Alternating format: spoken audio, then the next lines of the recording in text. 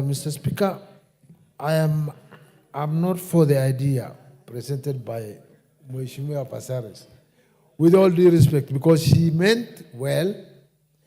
Yes, because there's a lot of money is hanging in the country here and there, and she wanted all these monies to be somewhere so that our children should go to school.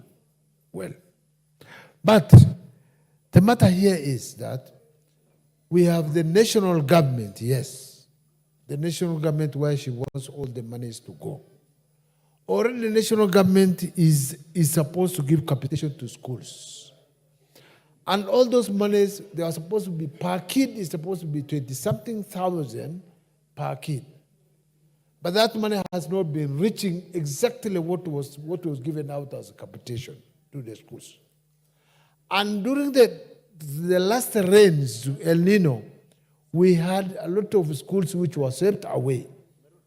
In my constituency up to today, there are areas where children are learning under trees.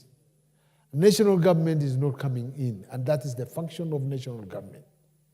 So we cannot burden, again, the same national government. What was given out from national government to NGCDF is seen everywhere that is functioning well.